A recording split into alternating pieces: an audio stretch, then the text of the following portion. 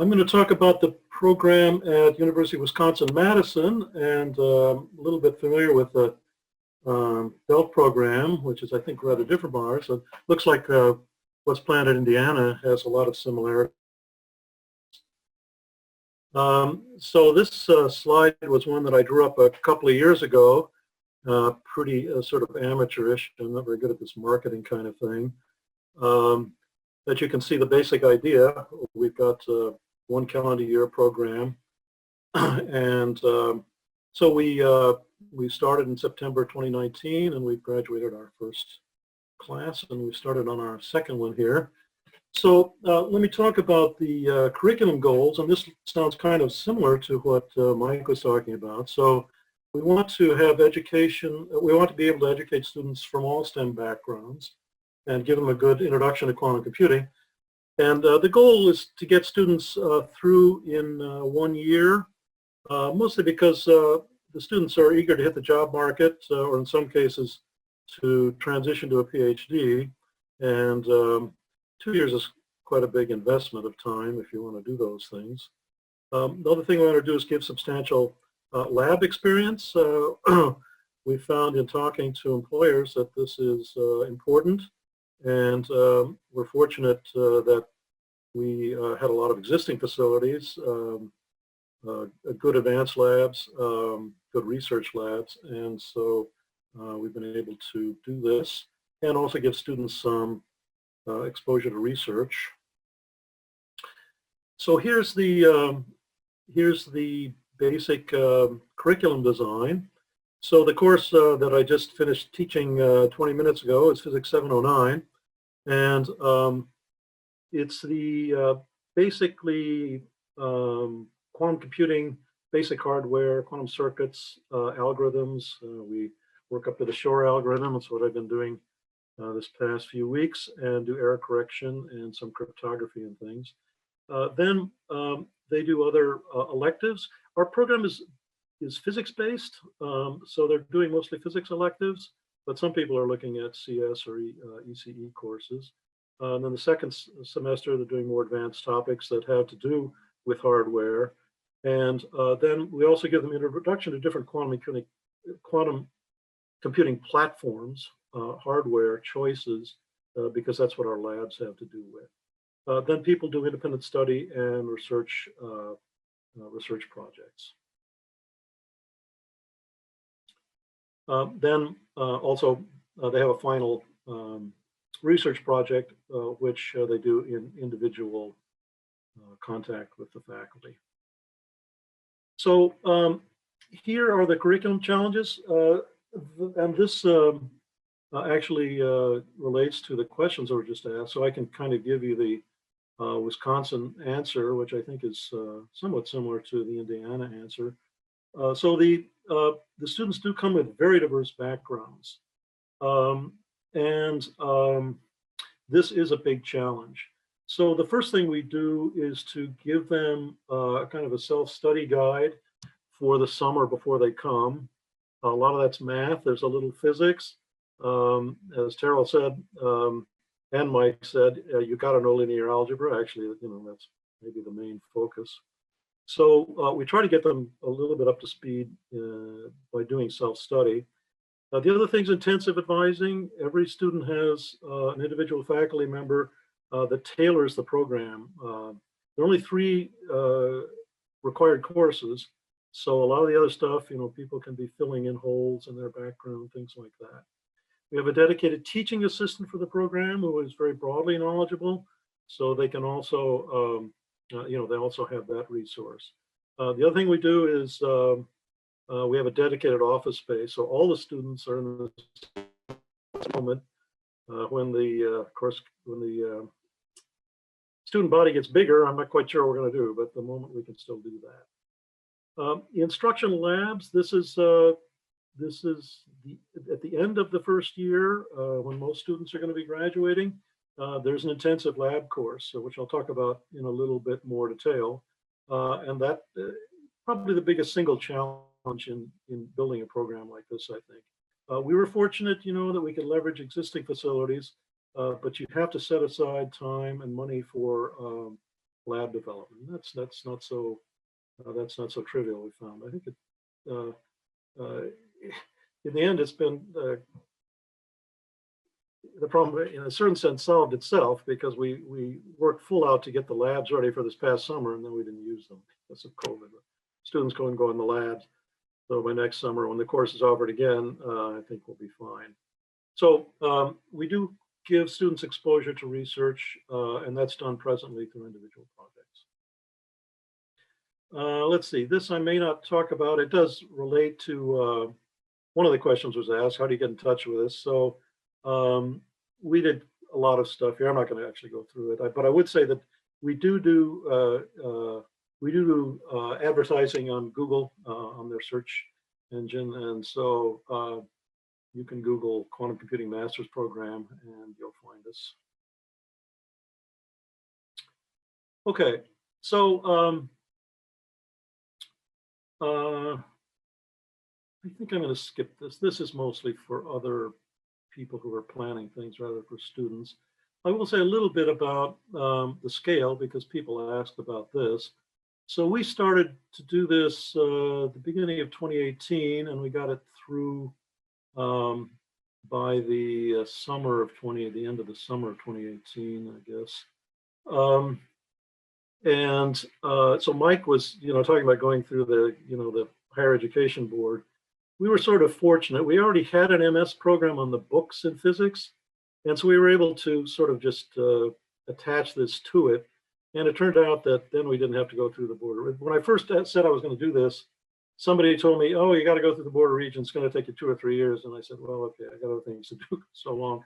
And they said, unless you got a master's program going already. I said, well, we got one, it's not very active. Oh, it just, you tagged us onto it. So we were fortunate that we didn't have nearly as many administrative hoops to jump through as other people that I've talked to in this field. So I got going pretty quickly.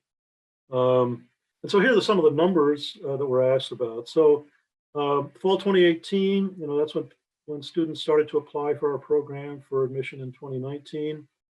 We had 39 applicants. We accepted 28 and 15 said they'd come. In the end, a few didn't show, but we had 11 students in our first cohort. And at the same time, we had 58 applicants for this year's class. So that's the kind of numbers that I think are going to be typical, probably of most master's programs. We're shooting for a steady state of maybe 20 to 25, and I think we'll hit that. COVID has changed things for this year, so we ended up we graduated 6 students in August, so they have a master's degree in quantum computing. I believe that's the first from an American university, as far as I know. So a couple actually didn't get through the program, and 3 have remained for a second year. So we had 11 students enrolled this fall. 4 had to postpone because of visa issues and COVID issues and things like that. But they say they'll come next year. So. Okay, so this is suggested curriculum. You can see it's pretty physics-based. These are physics courses which are particularly relevant to quantum computing, and then the 3 required courses in our program that all the students have to pass. So this gives them the introduction to basically the theory of quantum computing. Here, it's more hardware and physics based. How do you actually make and run a quantum computer? And here they actually do get to do quantum computing in the lab. So let me say just a few words. I mean, I'm not going to go through everything here. The students do 8 experiments in the summer, and they would have done it this past summer, but the labs were closed because of the epidemic. So this, let's see. So these are all these 3 are already. The only one which is still under development is number 1. So these were all new labs that we came up with for the course, and they have to do with photonic quantum computing. A couple of these have to do with atomic quantum computing implementations. One is a solid state NV centers in diamond. There's a superconducting one, Bell's inequality, and so on. So these, we don't have any experience with how these actually worked. They were supposed to be done this summer. But in any case, things are pretty much, we're pretty much ready to go for this summer, and they certainly won't be by next summer when this course is offered again. So overall, I'm happy with how things went in the first year, and things seem to be going okay in our second year. The thing which caught me by surprise was the extent to which students really wanted to have exposure to research. There's a lot of coursework, but even so, the students are motivated and ambitious, and they want to do some research. And so we kind of had to adjust to that on the fly. The students really wanted it. The other thing we found was that when you talk to employers, they say, "Oh, what are the students getting involved in a research project?" And I said, "Well, yeah, I guess they are." And so we had to kind of do that on the fly, and that was okay because there weren't so many students that the system couldn't handle it.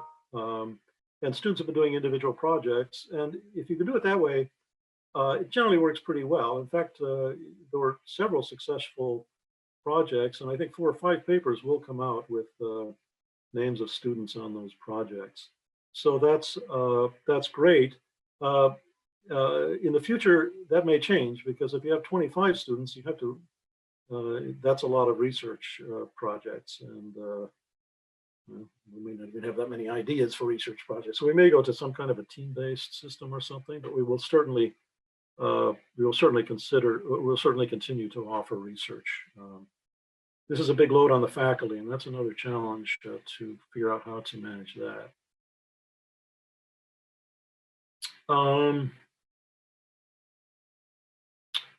Okay,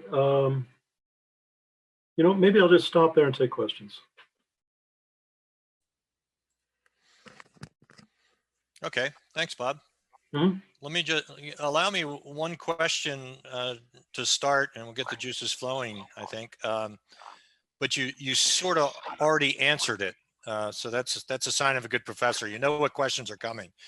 But from a provider's perspective, and this has nothing to do with being a student, but you pointed out that one of the things you learned, which is I think what we all have to be on the delivery side, we all have to be focused in on, is learning about what the environment is.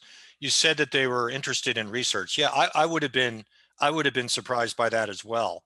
What do you think was driving that you had a small sample, but why do you think, what was the cause of that? Not that it's a problem, but that's really surprising. Well, I think part of it was scientific curiosity, but the thing is, and I think it's driven by the fact that and so people are interested in going in deeply and doing something on their own. Maybe there was also some awareness that employers are going to be looking for students who have this kind of research. So certainly, when we talk to employers, they say, the first thing I say is, they're going to know all about Shor's algorithm and error correction stuff. They say, well, yeah, but do they have good communication skills? Can they work in a team? Can they push a project through to completion? And that's why I say, yeah, if the students are going to have that kind of experience, they have to have involved research in a human way. And so, it was just, I didn't quite understand that when I first started this program. I thought that the coursework is so intensive that they'll say, no, just let me get my grades done and get my degree. That's not how it worked at all. Actually, before I take the other question, I want to actually just give an answer to one of the questions which I think was asked by Adam, who's still here, I think. And that is, what is the value of a master's degree as compared to a PhD? And so this, this was something that we thought a lot about. And let me give a couple of answers. So the Quantum Economic Development Consortium, and I see John Camilleri, as it's called. John's very active in that. And Terrell, you also know about it. There's been a survey of employers, a pretty comprehensive survey of what employers are looking for what they're going to do for the next 5 years. And it turned out that PhDs and masters are kind of equal as far as what employers are looking for right now. And that's a bit of a change. And the reason for this, I think, mainly is that quantum computing has been considered to be pretty futuristic, and the companies that hired quantum computing people were hiring for very small groups, doing not exactly entirely basic research, but very much just research-oriented things. But now companies are starting to move into development and maybe at some point even production. And then you have much larger teams. So when you have much larger teams, you need a much more, much more diverse levels of skills.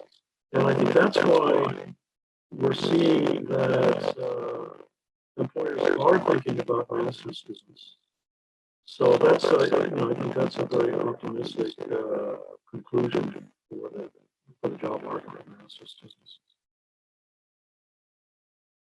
Yeah, that's definitely what I wanted to know more about. So I really appreciate that, because you look around and there's the naysayers and the pessimists, but then there's also a lot of people saying that it's ready now if you're willing to take the shot for it. So Yeah. yeah. Yeah, and if you want to give one piece of evidence for that, there's a ton of venture capital money going into it, and just so many startup companies started. Then I wasn't expecting it. There are a lot of these big players, Google and Microsoft, have sort of big groups in this area, but there are lots of smaller companies getting going on this. So in the short term, or even medium term, I don't see any problem. Maybe it'll just also poof 20 years from now. That's what's happening. But it's an infinite. Gotcha. Yeah. And then the other question to kind of add onto that. Sorry. The other question to add on to that is, obviously the program's very physics based, and I guess, are these jobs, you talk about development, there's obviously a lot of quantum hardware development. Is there multidisciplinary jobs out there for the interfaces of software to that quantum hardware? And does your program kind of, would it be able to lead towards that type of thing, or is your program more leading towards jobs in hardware, developing quantum computers with more qubits, et cetera? So, this is kind of where the research comes into it. I'm a theorist, and I've supervised, let's see, I'm doing it for 4 different research projects. I think students and other ones that come on this year. And most of what we're doing is using online quantum computers, particularly in my case, the IBM online IBM experience, it's called. And so that's really all software. Whereas the majority of our students have probably been doing hardware. So I think in our program you can do both. I should say that ours is physics based. A number of other schools are looking more at interdisciplinary programs, where you might actually be taking courses both in physics and CS and so forth. I don't think any of those are quite online yet, but or sort of accepting students yet. But I think within a year or two, you're going to see a broader array of different master's programs where you could do something which is really CS focused, say, as opposed to physics focused. In our case, it's just local conditions. There's a lot of research in quantum computing and physics department. And as that, it's just not that much. Gotcha. Okay. Awesome. All right. Thanks so much for answering that. Thanks for the questions, Adam. Bob, there's a question in the chat. Do you have any sense of costs for the international students? Costs? Yeah. We're talking about tuition? Yeah, tuition. Yeah. So our program is so it's a 1-year program, and the tuition is $48,000.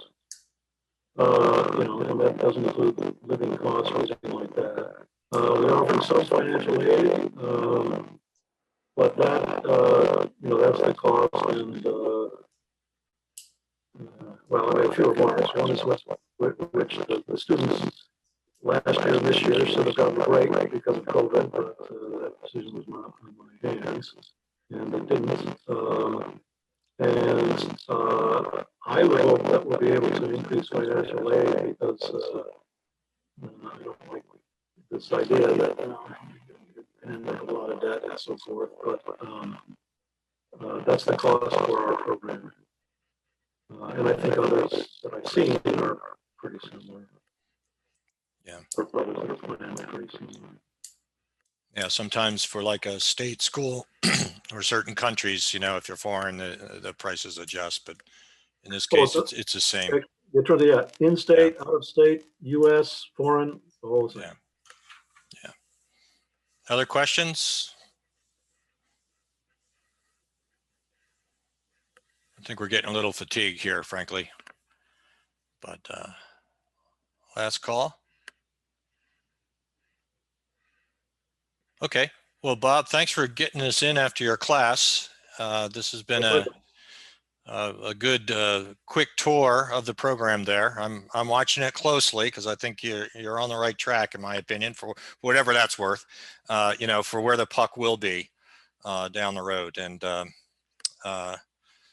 lots of good stuff coming out there. Thanks for being open about the program and where you are and all that. What do you if you were to change one? Let me get into an interview question just for one last question before we go.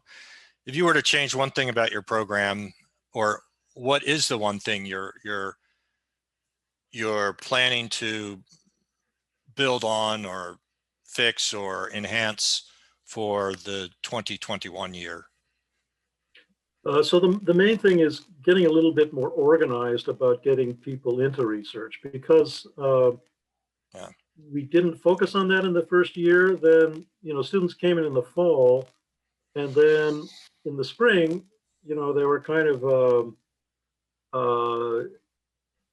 suddenly they're trying to find a professor to work with and stuff like that.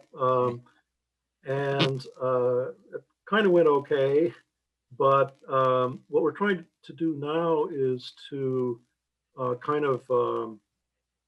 get people on board, tell people what's available, try to get them hooked up with an advisor, even in some cases start them on research in the fall. So that I think was the biggest change we made this year. Yeah, I would say it's pretty difficult with let's say a 1-year program, for example, like, that balancing of doing research and learning. It takes a year to do a decent research paper, really. Right. And so, how can you do that if you're just getting into the space? So it's a challenge. Right. A challenge. Yeah, I was sort of pleasantly surprised, though, but even people who just worked for 6 months really did accomplish something. It was really... Okay, it takes me a year or two. Well, they're working in big teams. When I was doing my degree, I had a cellmate, or actually a cellmate, a guy whose desk was next to me, and I left on Friday, and he said, "I'm going to finish a paper by the time we return." And I came back Monday morning, and he was done a whole paper. He's wow, and it was good. It was good, and typos were gone and everything. A machine. Anyway, last question, anybody, please? Okay, well, we'll leave it at that. Bob, thanks again for coming by and squeezing us in. Looking forward to the progress of your program there. That's exciting. And I think it's really serving a need out there. And I think you'll be getting a lot more students in 10 or so in the coming years. So good work on that. Thank you very much on behalf of the community. Well, thank you, Phil, for organizing. Thank you for organizing, Gary. I really Yep. appreciate Pleasure.